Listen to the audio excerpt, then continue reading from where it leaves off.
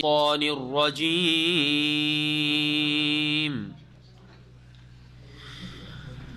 فلا تعجبك أموالهم ولا أولادهم إنما يريد الله ليعذبهم بها في الحياة الدنيا وتزهق أنفسهم وهم كافرون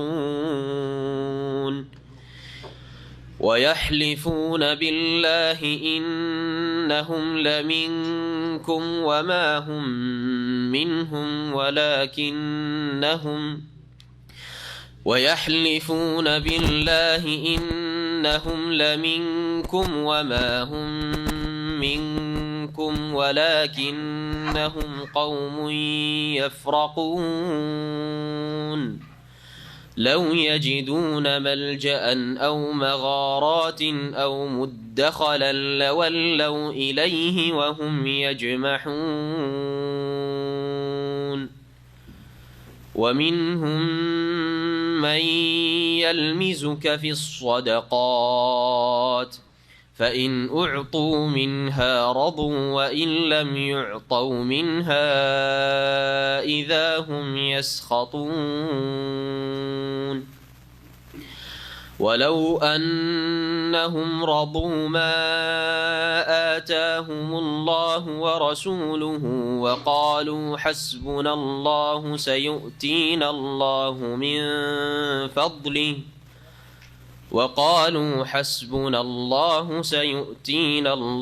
من فضله ورسوله إنا إلى الله راغبون إنما الصدقات للفقراء والمساكين والعاملين عليها والمؤلفة قلوبهم وفي الرقاب والغارمين في سبيل الله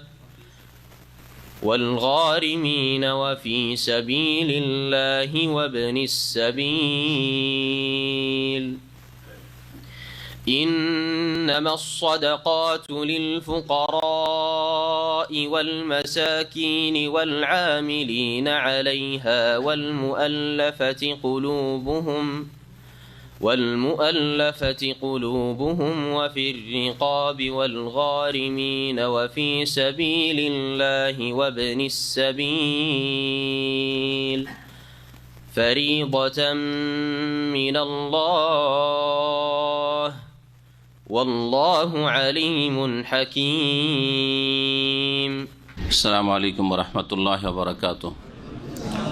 بسم الله الرحمن الرحيم الحمد لله رب العالمين والصلاة والسلام على سيد المرسلين نبينا محمد وعلى آله وصحبه أجمعين أما بعد فأعوذ بالله من الشيطان الرجيم ويحلفون بالله إنهم لمنكم وما هم منكم ولكنهم قوم يفرقون। মহান আল্লাহর সমস্ত প্রশংসা যে আল্লাহ পাক রব্বুল আলামিন সকল মানুষের অন্তরের খবর রাখেন। আল্লাহ পাক রব্বুল আলামিনের উপর কোনো কিছুকেই কোনো শক্তি কোনো ব্যক্তি লুকিয়ে রাখতে পারে না। আল্লাহ রাব্বুল আলামিন যেমন মুমিনের অন্তরের অবস্থা জানেন, তাদের ইমানের অবস্থা তেমন কাফেরদের, মুনাফিকদের যারা বাহ্যিক ইসলাম প্রকাশ করে কিন্তু তাদের অন্তরে কুফরি, শিরক, আল্লাহর দুশমনী, রাসূলের শত্রুতা লুকায়িত রয়েছে, তাও আল্লাহ পাক সম্যক জ্ঞানী, সব কিছু সম্পর্কে সূক্ষ্ম খবর রাখেন। সূরা তাওবার তাফসীর আমাদের ধারাবাহিক চলছে, আর বিষয়বস্তু হচ্ছে মুনাফিকদের মুখোশ উন্মোচন করা। আল্লাহ রাব্বুল আলামিন ইরশাদ করছেন আয়াত নম্বর 56-তে, এখান থেকে আমাদের তাফসীর আজকে শুরু হবে।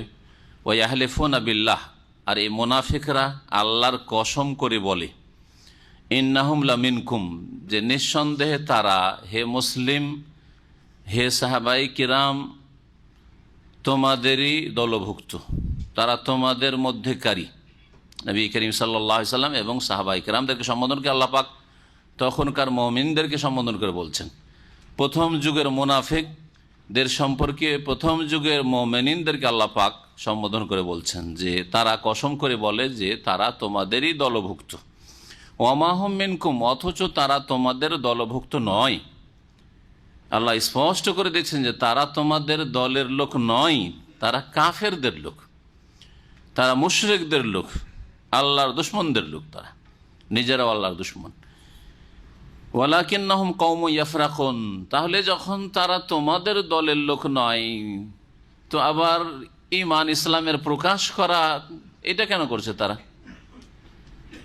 আল্লাহ পাক বলছেন এই জন্য করছে যে তারা খুব ভীত জাতি। ওয়ালাকিন্নাহুম, তবে তারা হচ্ছে এমন একটি সম্প্রদায়, ইয়াফরাকুন মানে ইয়াখাফুন, যারা ভীত।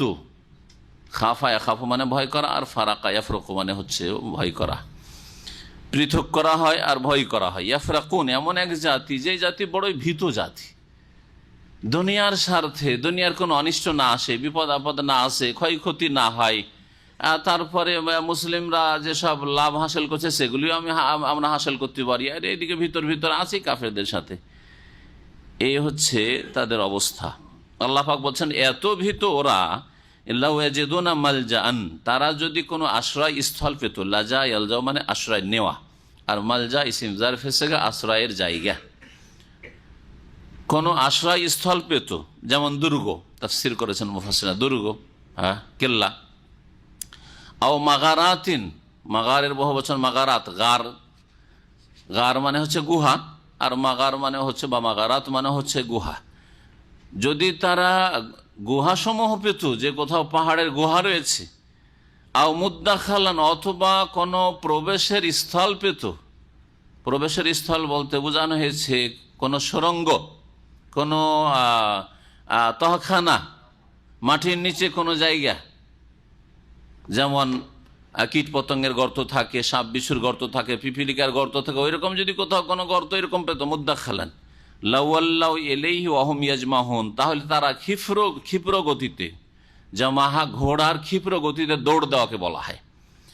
তো লাওয়াল্লাউ ইলাইহি ওয়া হুম ইয়াজমাহুন, তারা ক্ষিপ্র গতিতে ঘোড়ার মতো তারা পলায়ন করত আশ্রয় নেওয়ার জন্য, আর নিজের জান রক্ষার জন্য, দুনিয়া রক্ষার জন্য। ওয়ামিনহুম মান ইয়ালমিজুকা ফিস সাদাকাত, আর মুনাফিকদের কতক এমন আছে যারা হে নবী দান খেরাতের ক্ষেত্রে, সাদাকার ক্ষেত্রে তোমাকে খোটা দিয়ে থাকে। লামাজা মানে খোটা দেওয়া, তোমার দোষ ত্রুটি তুলে ধরে থাকে, তোমার দোষ চর্চা করার চেষ্টা করে, নাই দোষে দোষ লাগাবার চেষ্টা করে নবী করিম সাল্লাল্লাহু আলাইহি ওয়াসাল্লামের ওপর। এটা হচ্ছে মুনাফিকদের চরিত্র। যতগুলি কথা বলা হচ্ছে এগুলো শুধু নবী সাল্লাল্লাহু আলাইহি ওয়াসাল্লামের জামানার মুনাফিকদের চরিত্র না, কিয়ামত পর্যন্ত যারা কি দেখবেন যে বাহ্যিক তারা মুসলিম, কিন্তু তাদের এই আচরণগুলি যেগুলি বয়ান করা হয়েছে এই আয়াতগুলিতে, সূরা তাওবাতে, সেগুলি আছে, তাহলে তারা মুনাফিক।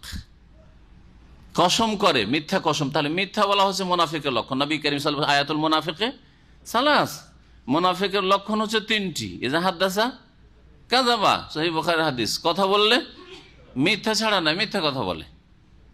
ওয়াইদা ওয়াদা আখলাফা, ওয়াদা করলে প্রতিশ্রুতি ভঙ্গ করে, কথার কোনো মূল্য নেই, দাম নেই। আর হ্যাঁ, ওয়াইদা খাসামা ফাজারা, আর যদি ঝগড়া লাগে তো ভাষা খারাপ শুরু হয়ে গেল, ভাষা খারাপ দিয়ে ঝগড়া শুরু হয়। কথাই কথাই যারা অশ্লীল কথা বলে, এক শ্রেণীর লোককে দেখবেন আপনি যে তাদের ভাষা এত খারাপ যে এমনিতে এমন কোনো ঝগড়াও নেই, গল্প গুজব করছে, তাতে গাল ছাড়া কোনো ভাষাই নেই। এটা মুনাফিকদের চরিত্র। নবী করিম সাল্লাল্লাহু আলাইহি সাল্লামের ওপর দোষ আরোপ করা, হে নবী কতক মুনাফিক এমন আছে যারা তোমার উপর দোষ আরোপ করার চেষ্টা করবে অন্যায়ভাবে।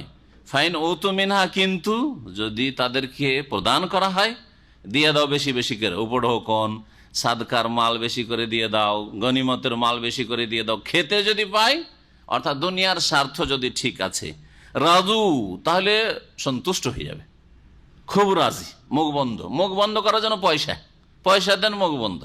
এটা মুনাফিকের চরিত্র কিয়ামত পর্যন্ত। নবী সাল্লাল্লাহু আলাইহি ওয়াসাল্লাম জামানার মুনাফিকদের চরিত্র ছিল, এখনো আর কিয়ামত পর্যন্ত চলতে থাকবে।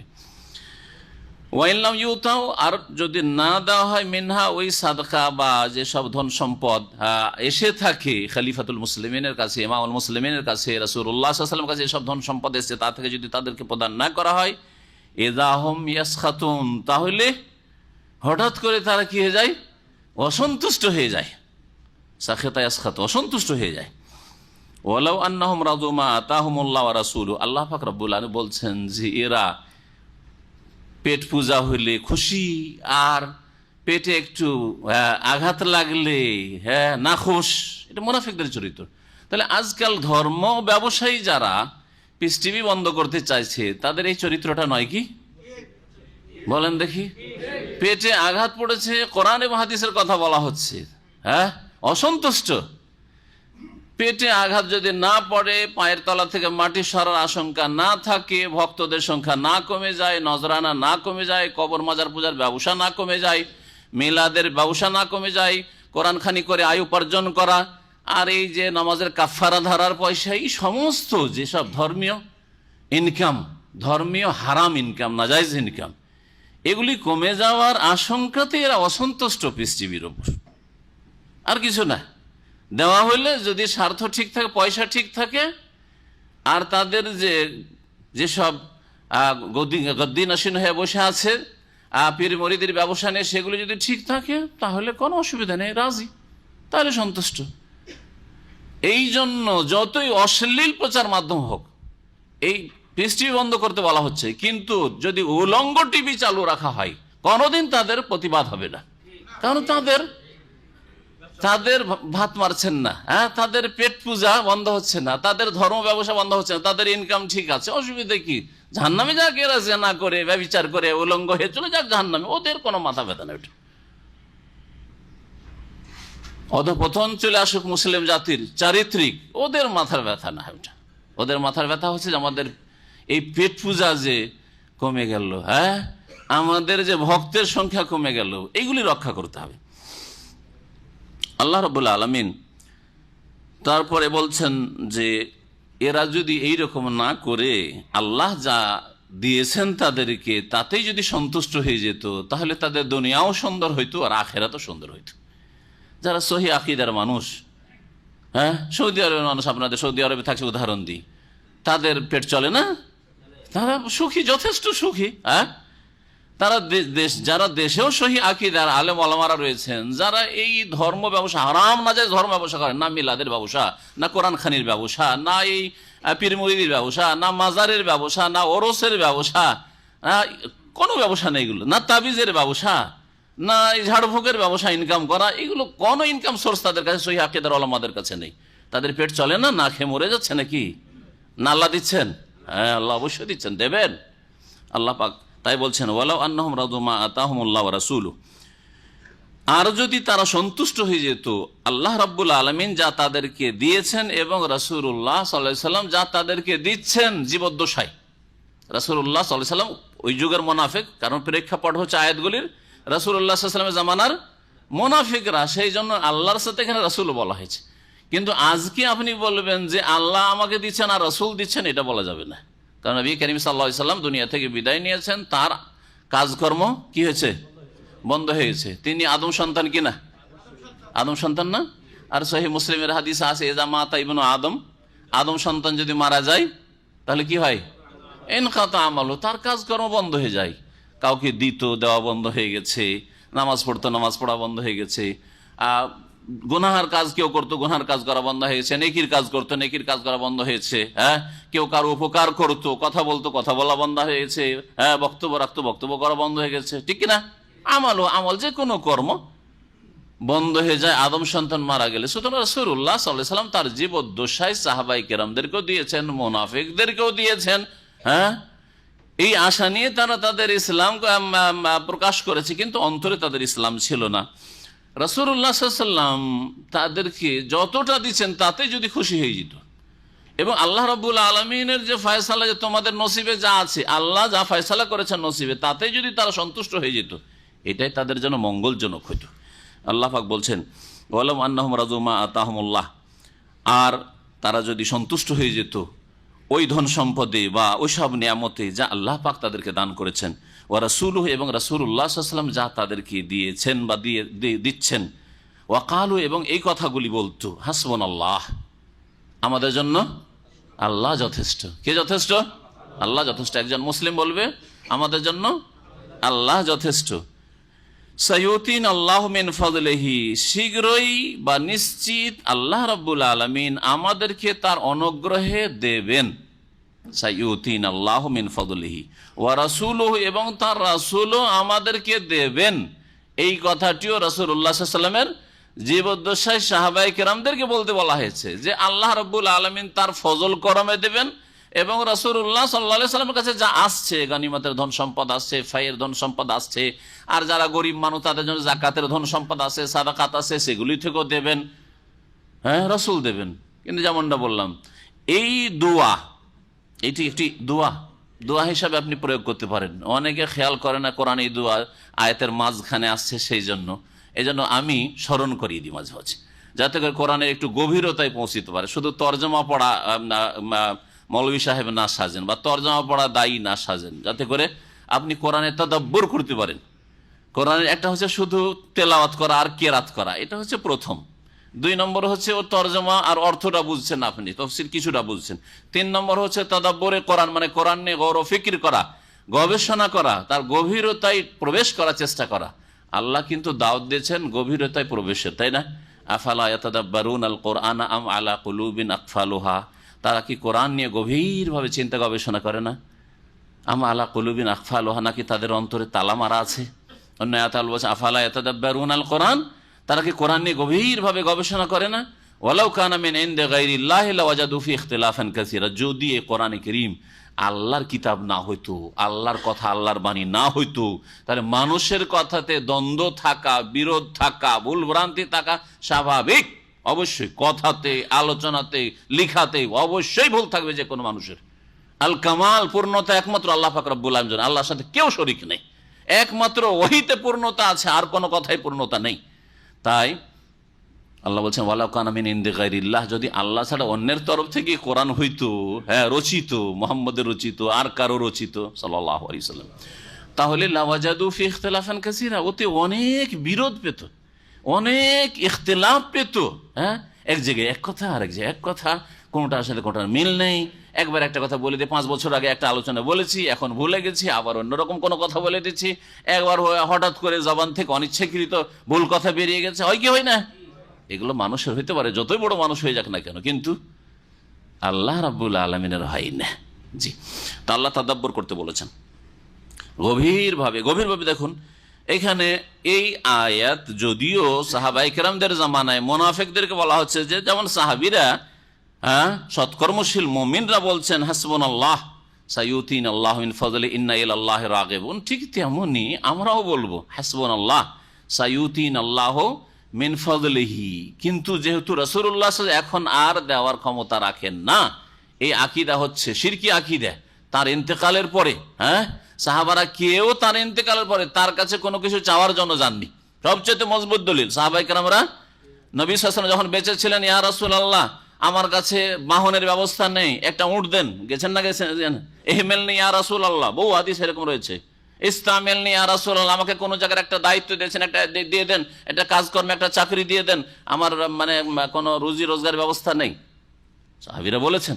কিন্তু রাসূলুল্লাহ ইন্তেকালের পরে কেউ তার কবর কাছে গিয়ে বলে ইয়া রাসূলুল্লাহ আমাকে একটা বাহন দেন, একটা উট দেন, একটা ঘোড়া দেন, একটা গাধা দেন, বা একটা জায়গায় আমাকে একটা দায়িত্বশীল বানিয়ে দেন, একটা কোনো কাজের ব্যবস্থা দেন, কেউ বলেন নাই। চাকরি দেন না, চাকরি যতদিন তিনি বেঁচে ছিলেন, হ্যাঁ যাও যাও তুমি এই কাজটা করো, মুখে লাগে তোমাকে মজ, তোমাকে এমনে পাঠিয়ে দিলাম, তোমাকে মুজিয়া পাঠাই দিলাম, করেছেন।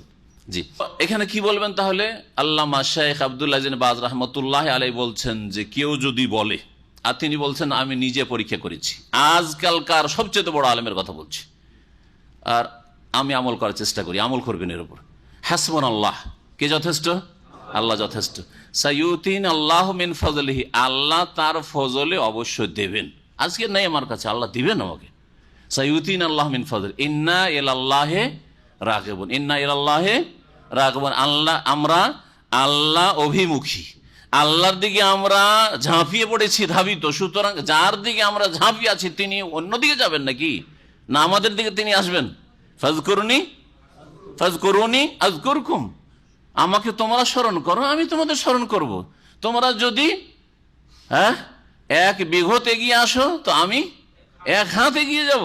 যে আমার দিকে 1 হাত এগিয়ে আসে তার দিকে আমি 2 হাত এগিয়ে যাই।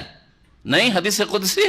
জি হ্যাঁ, ইন্না ইলাল্লাহি রাগিবুন, আমরা আল্লাহর দিকে ধাবিত, আল্লাহর কাছে চাই, আর কারো কাছে চাই না, কারো কাছে আশাও রাখে না। কেউ রুজির মালিকও না, কেউ হায়াতেরও মালিক না, কেউ সুস্থতারও মালিক না, কোনো কিছুর মালিক না। মনে রাখবেন, হাসবুনাল্লাহু সাইয়ুতিনাল্লাহু মিন ফাদলিহি ইন্না ইলাল্লাহি। তারপরে এখানে আল্লাহ রাব্বুল আলামিন সাদকা বা যাকাত, দুই রকমের, সাদকা এবং যাকাতের ভাগ বন্টন স্বয়ং নিজেই করে দিচ্ছেন। যাকাত আল্লাহ নিজেই ফরজ করেছেন, সুতরাং যাকাত কে কে পাবে, কোন শ্রেণীর লোকদেরকে যাকাত দেওয়া যাবে, সবাইকে যাকাত দেওয়া যাবে না, আর সকলের জন্য যাকাত নেওয়া জায়েজ নয়। কেউ যদি যাকাত নেওয়ার হকদার না হয় আর যাকাত নেই, তাহলে নবী করিম সাল্লাল্লাহু আলাইহি সাল্লাম বলছেন সেই ব্যক্তি যেন জাহান্নামের আগুন খাচ্ছে। জি হ্যাঁ, জাহান্নামের আগুন, এগুলো হারাম খাচ্ছে, সে জাহান্নামে যাবে। তাহলে যাকাত খেয়ে জাহান্নামে যেতে হবে। পরের চুরি করা মাল খেলে যেমন জাহান্নামে যেতে হবে, ডাকাতি করা, ছিনতাই করা মাল খেলে জাহান্নামে যেতে হবে, ইয়াতিমের ধন সম্পদ খেলে যেমন ফাইন্নামা ইয়াকুলুনা ফি বুতুনিহিম নারা, কোরআনে কারীমে আল্লাহ বলেছেন যে ইয়াতিমের ধন খাচ্ছেন না, আপনি পেটে আগুন ভরছেন, আগুন ঢোকাচ্ছেন। ঠিক তেমনি যাকাতের যারা হকদার নয়, গরিব নয়, তার চলে যাচ্ছে, তারপরেও তাকাসসুরান, আরো বেশি বাড়ুক, আমার পয়সাটা বাঁচুক, যেটা বেতন, আর সংসারটাই ফিরি ফিরি জাকাতের তেল, জাকাতের চাউল, জাকাতের মশলার, জাকাতের অমুক দিয়ে, আর এই ফেতরার চাউল দিয়ে চলে যাক। যদি এইরকম করে তাহলে সে জাহান্নামের আগুন খাচ্ছে, জি হারাম খাচ্ছে, সে জাহান্নামে যাওয়ার কাজ করছে। এ হালকা বিষয় নয়। আর অন্য অন্য হারাম রুজি আর এই হারাম রুজিতে কোনো পার্থক্য নেই। আজকাল অনেকে মনে করে না, দুটোতে পার্থক্য আছে। চুরি করা হারাম রুজি, ঘুষ খাওয়া, সুদের টাকা হারাম রুজি, আর ওই জাকাত হকদার আপনি না, জাকাত তো হারাম রুজি আপনার জন্য। হ্যাঁ, জাকাত কার জন্য হালাল? যে অভাবী তার জন্য, যাদেরকে আল্লাহ ভাগ করে দিয়েছেন। আপনাকে আল্লাহ ভাগে ফেলেনি, আপনার অধিকার নেই। ভালো করে শুন, এখানে জাকাতের খাতগুলি, মানে জাকাতের ভাগ বন্টন, জাকাত কে পাবে বা সাদকা কে পাবে, সাদকাতে জাকাত আর নফল দান দুটোই শামিল রয়েছে কোরআনের ভাষায়। এটা কেন বয়ান করলেন? মুনাফিকদের সাথে এই জাকাতের ভাগ বন্টনের কি সম্পর্ক, কে বলতে পারেন? দেখি, তাহলে বুঝবো যে হ্যাঁ কোরআনে একটু গভীরতায় পৌঁছেছেন, বা তফসিরটা একটু ভালো করে বুঝছেন, গভীরতা না পৌঁছিল। কি সম্পর্ক হইতে পারে? মুনাফিকরা যদি নবী করিম সাল্লাল্লাহু আলাইহি ওয়াসাল্লাম দিতেন তাহলে খুশি, আর না দিলে বেজার। হ্যাঁ ঠিক না? আল্লাহ বলছেন যে আমি তো ভাগ বন্টন করে দিয়েছি, কে পাবে আর না পাবে। হ্যাঁ, আর আমি যেইভাবে ভাগ করেছি, কোরআন নাযিল করেছি আমার নবী মুহাম্মদ সাল্লাল্লাহু আলাইহি ওয়াসাল্লাম, সে যদি সুবিচার না করতে পারে, তার দুনিয়ায় আছে কে সুবিচার কায়েমকারী? বুঝা গেছে? সুতরাং তোমাদের এই কথা যে ইয়া মুহাম্মদ, হে মুহাম্মদ, হ্যাঁ এদেল, আপনি ইনসাফ করুন, সুবিচার করুন, ফাইন্নাকা লাম তাদেল। মুনাফিকও বলেছে, এবং খারেজিদের পূর্বপুরুষ বড় বাপ যুল খুয়াইসারা তামিমি, একদিন নবী করিম সাল্লাল্লাহু আলাইহি ওয়াসাল্লাম ধন সম্পদ ভাগ করছেন, আর সেটা গনিমতের ধন সম্পদ ছিল। যুল খুয়াইসারা তামিম গোত্রের একজন যুল খুয়াইসারা, সে একটু কম পেয়েছে। বেশ কিছু বিশেষ বিশেষ লোক যাদের ইমানকে শক্তিশালী করা প্রয়োজন রয়েছে, যাদের নেতৃস্থানীয় ব্যক্তি, আর এদের পিছনে হাজার হাজার লোক আছে। এই লোকটা যদি ঠিক হয়ে যায়, এর অন্তরটা যদি মজবুত হয়ে যায় ইমানের ওপর, তো কয়েক হাজার লোক ইসলামের উপর মজবুত হয়ে যাবে। নবী সাল্লাল্লাহু আলাইহি ওয়াসাল্লাম ভাগ করে দিয়েছেন। তখন আপত্তি তুলেছিল, ইয়া মুহাম্মদ, হে মুহাম্মদ, এদেল, আপনি ইনসাফ করুন, ফাইন্নাকা লাম তাদেল, আপনি ইনসাফ করলেন না। নবী করিম সাল্লাল্লাহু আলাইহি ওয়াসাল্লাম বললেন, সহিহ বুখারী হাদিস রয়েছে যে ফাইন্না মিন যিদি হাযিহি আকওয়াম, এর জেনারেশনে, এর প্রজন্মে এমন জাতিরা আসবে, এমন লোকেরা পয়দা হবে, যারা ইয়াকুলুনা মিন কাওলি খায়রিল বারিয়া, সবচেয়ে ভালো ভালো কথা বলবে, কোরআনের কথা বলবে, রাসূলের হাদিসের কথা বলবে, দোহাই দিবে দলিল দলিল দলিল কোরআনে হাদিসের। আর কোরআন ইয়াকরাউনাল কোরআন, কোরআন খুব পড়বে, তেলাওয়াত করবে, লা ইউজাওয়িজু হানাজিরাহুম, কিন্তু কোরআন তাদের কণ্ঠনালীর নিচে নামবে না, কলবে, হৃদয়ে নামবে না। শুধু মিষ্টি মিষ্টি তেলাওয়াত করতে পারে, আর হাফেজ হয়েছে, কারি হয়েছে, ইত্যাদি ইত্যাদি, কিন্তু কোরআনের উপর আমল নাই। এই নবী সাল্লাল্লাহু আলাইহি ওয়াসাল্লাম ভাষাতে অনেক অনেক গুমরাহরা শামিল, যারা শিরক বিদআত করে, আর কোরআনের হাফেজ, কোরআনের কারি, তারাও শামিল। আর যারা কোরআনের দলিল পেশ করে অপব্যাখ্যা করে, তারাও শামিল। কোরআনের দলিল পেশ করে তাদের অনুকূলে যেই দলিলগুলি, জেহাদের দলিল পেশ করে ফিট করে, আর তারপরে মারে মুসলিমকে। মুসলিম মারার নাম জেহাদ নাকি? এই যে খারিজিরা, হ্যাঁ, দায়েশ আয়েসরা, হ্যাঁ, তারপরে এইরকম যতগুলি জঙ্গি সংগঠনগুলি রয়েছে আজকাল, ওদের কাছে কোনো আমিরের শর্ত নাই, শাসকের শর্ত নেই, খলিফার শর্ত নাই, এমনি তারা রাস্তায় যুবক পোলাপান বেরিয়ে যাবে আর জেহাদের আয়াত পড়বে। ইয়াকুলুনা মিন কাওলি খাইরিল বারিয়া, ভালো ভালো কথা বলে, কোরআনের কথা, রাসূলের হাদিসের কথা বলবে, জেহাদ করতে হবে। আর কোরআন তো তেলাওয়াত করবে, কিন্তু কোরআন নিচে নামবে না, কোরআনের উপর আমল নেই, ওহির ওপর আমল নেই। জেহাদের জন্য যে শর্ত রয়েছে, শাসক ছাড়া জেহাদ হয় না, শাসকের নেতৃত্বে জেহাদ করা ফরজ, শাসক ছাড়া জেহাদি না মানবে না, ওরা নিজেরাই বেরিয়ে যাবে। তারপরে আল্লাহ বলছেন কাফেরের ক্ষেত্রে জেহাদের কথা, এরা ইয়াকতুলুনা আহলাল ইসলাম, মুসলিমদেরকে খুন করবে, মুসলিম শাসকদেরকে খুন করবে, মুসলিম আলেমদেরকে খুন করবে যারা তাদের বিরুদ্ধে বলবে, হ্যাঁ, মুসলিম দেশের সেনাবাহিনীকে খুন করবে, পুলিশকে খুন করবে, মসজিদে গিয়ে বম ব্লাস্টিং করবে, মুসলিমদের মসজিদ কাফেরদের, হিন্দুদের, ইহুদি খ্রিস্টানদের। আর ইহুদি খ্রিস্টানদের হিন্দুদেরও তো মন্দিরে আর চার্চে জায়েজ নাই এইসব করা, কারণ এগুলি ফাসাদ। তাহলে মুসলিম খুন করে আবার নাম দেওয়া জেহাদ, এরা এই হাদিসের শামিল, যাদের সম্পর্কে ভবিষ্যৎবাণী করেছেন 1400 বছর আগে রাসূলুল্লাহ সাল্লাল্লাহু আলাইহি ওয়াসাল্লাম। আর এই কথাও বলেছেন ওয়াদাউন আহলাল আওসান, ওদের মাথার ব্যথা কাফের মুশরিক নয়, ওদের মাথার ব্যথা রাশিয়ার কমিউনিস্ট নয়, হ্যাঁ, ওদের মাথার ব্যথা ফিলিপাইন ইসরায়েলের ইহুদি নয়। কেন? সৌদি আরবে বম ব্লাস্টিং হচ্ছে মসজিদে, ইসরায়েলে এখন পর্যন্ত একটাও কেন হয়নি দায়েশের তরফ থেকে? বলেন এর উত্তর। এই দায়েশরা বলুক যে তারা যদি মুজাহিদি হইল, তো তাদের পাশেই তো, তারা তো ইরাকে আর শামে, তাই না? আর সিরিয়ার পাশেই তো একেবারে ইসরায়েলে একটিও বম ব্লাস্টিং হলো না কোথাও। আমি করতে বলছি না, কিন্তু এতে ফায়দা আছে কিনা সেটা দেখার বিষয় রয়েছে। কিন্তু কথা হচ্ছে যে যদি এটা জেহাদি হইতো, তাহলে কাফেরদের দেশে যারা মুসলিমদেরকে রাত দিন, শিশু, নারী, দুর্বল, অসহায় সবাইকে খুন করছে, ঢালাহারে খুন করছে, তাদের ওখানে একটা দায়েশরা আইএসরা বম ব্লাস্টিং করলো না। সৌদি আরবের মসজিদে বম ব্লাস্টিং হয়, জোহরি হয়, জুমাতি হয়, হ্যাঁ, কেন হয়? সৌদি আরবে পাঠানো হয়। আশ্চর্য হয়ে যাবেন আপনি, আশ্চর্য হয়ে যাবেন।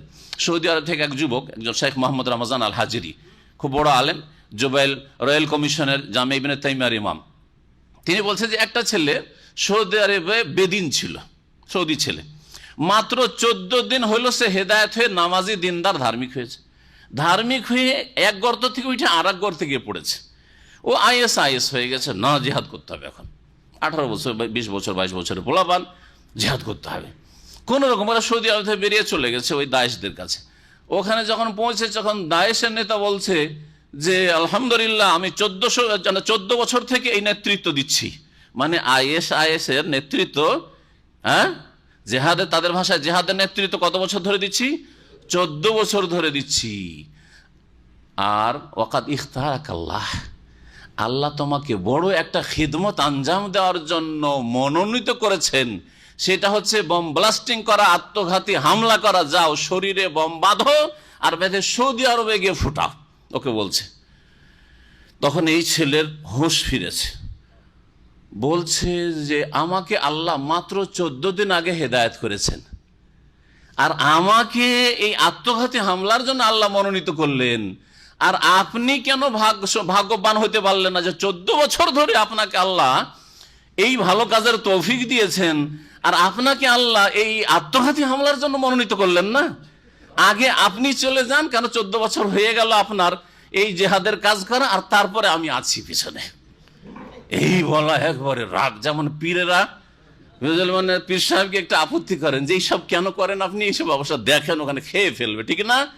তেমনি এই দায়েশের নেতা, আয়েশার নেতা খেয়ে ফেলবে, কারণ এই মোরতাদ এখন গর্দন উড়িয়ে দেওয়ার ফতোয়া হয়ে যাবে। জান বাঁচিয়ে ছেলে তো পালাইলো ওখান থেকে, আর পালিয়ে রাতে কোথায় যে মরুভূমি দিয়ে পালাতে পালাতে পালাতে সৌদি আরবের বর্ডারে এসে আত্মসমর্পণ করেছে।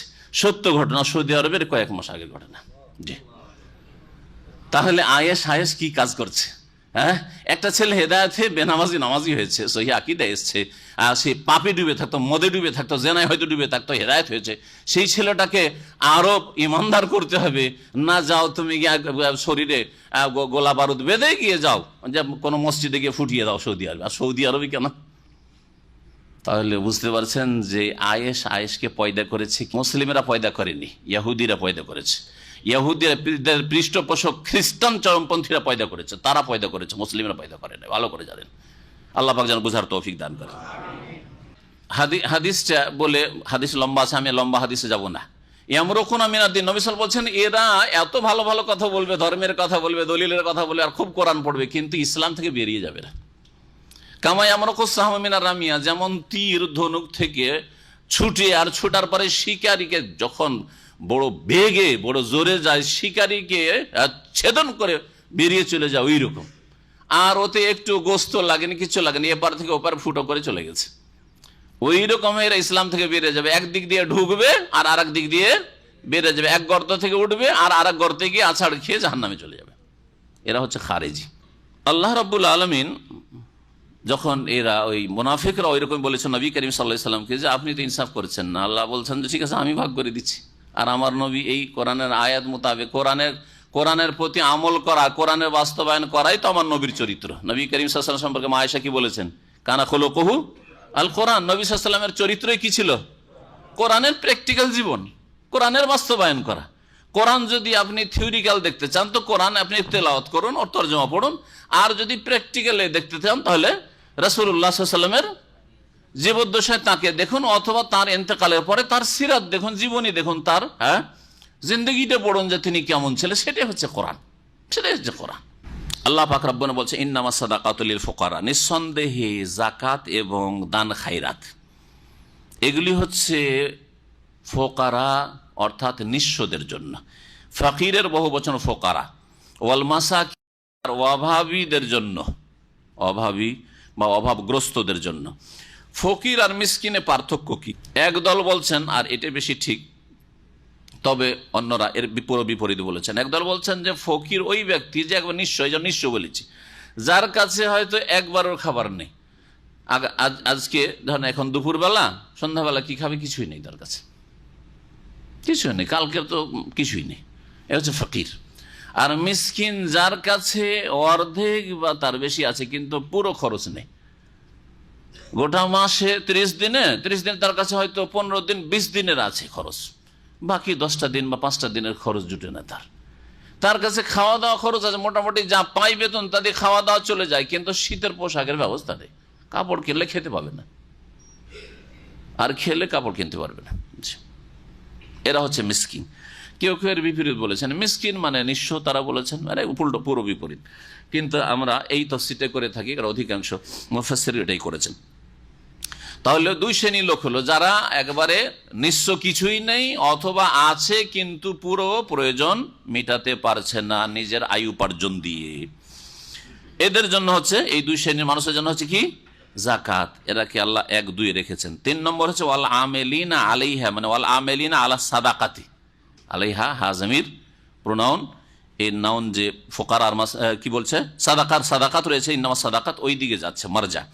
ওয়াল আমেলিনা আলাইহা মানে যারা সাদাকার কর্মচারী, আর যেসব লোকেরা সাদাকা জাকাতের কর্মচারী, জাকাতের কর্মচারী মানে সরকারের পক্ষ থেকে তাদেরকে পাঠানো হয়েছে জাকাত আদায় করার জন্য, এবং তারা বেতনভুক্ত যদি না হয়, তাহলে বেতনভুক্ত যদি হয় তাহলে তাদের ভাগ নেই। আবার যারা সাদকা জাকাত আদায় করতো নবী করিম সাল্লাল্লাহু আলাইহি ওয়াসাল্লামের জামানায়, খোলাফায়ে রাশেদিনের জামানায়, আবু বকর, ওমর, ওসমান, আলী, যেটা হচ্ছে স্বর্ণ যুগ, আসল ইসলামের আসল যুগ, সেই যুগে তারা 2 রকমের ছিল। কিছু ছিল যাদের ভাতা আর বেতন নিযুক্ত আছে, যে এত টাকা তোমাকে মাসিক দেওয়া হবে, তুমি জাকাত গ্রামে গ্রামে এলাকায় গিয়ে তারপরে মরুভূমিতে কার কতটা উট আছে, বকরি, ছাগল আছে হিসাব করবে আর জাকাত আদায় করে নিয়ে আসবে।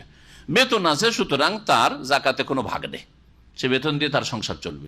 যার বেতন নেই আর এই কাজগুলি করছে, তাহলে তার পেট কি করে চলবে, তার পরিবারের পেট কি করে চলবে? তো লাগবে না। আল্লাহ পাক এইরকম যারা বেতনভুক্ত নয় কিন্তু জাকাত সাদকার কর্মচারী, তাদের জন্য জাকাতে একটা ভাগ রেখেছেন, 8 ভাগের 1 ভাগ। আর 8 ভাগের 1 ভাগ মানে এই নয় যে ধরেন যত টাকা আদায় করুক 8 ভাগের 1 ভাগ সমান সমান, না। এর অর্থ হচ্ছে যে এতটা খলিফাতুল মুসলিমিন বা সরকার দেবে যাতে তার প্রয়োজন মিটা যায়, সেই যুগ হিসাবে। এক এক যুগে এক এক রকমের তার প্রয়োজন রয়েছে। এই যুগে জিনিসপত্রের দাম বেশি, 50 বছর আগে তো কম ছিল, তখনকার 100 টাকা বেতনে এখন 5,000 রিয়াল, তাই না? সমান হয়তো, বা তার চাইতে বেশি। 100 টাকার মূল্য তখন আরো বেশি ছিল।